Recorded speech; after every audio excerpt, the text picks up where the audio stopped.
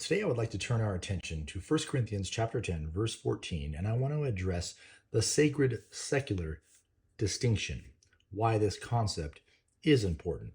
Paul says here, "Therefore, my dear friends, flee from idolatry." For time's sake, we're jumping to verse 21.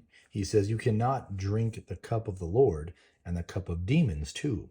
You cannot have part in both the Lord's table and the table of demons." So what we mean by sacred and secular is what Paul means there in 1 Corinthians chapter 10.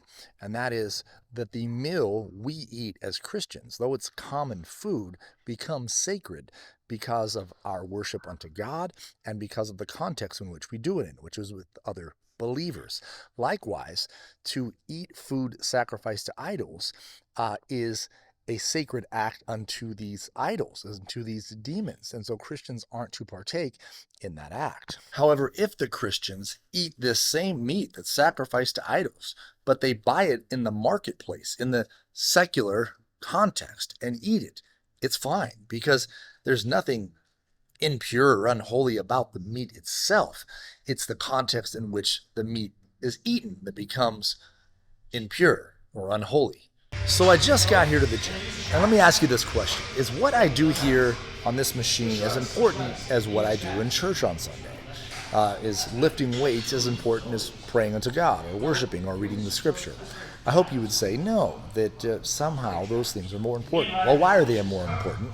Because they're sacred unto the Lord.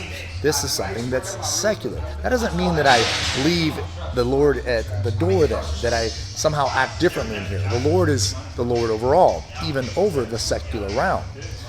But what is sacred is what's set apart unto Him, and what is secular is what's common to all men. Now, as a Christian, I take Christ with me everywhere I go. But there's this confusion here as though there is no distinction. And I hope you see that there is. So this Sunday, when you're in your scripture, when you're reading your word, when you're praying unto God, cherish that time above all else, because it indeed is sacred unto God.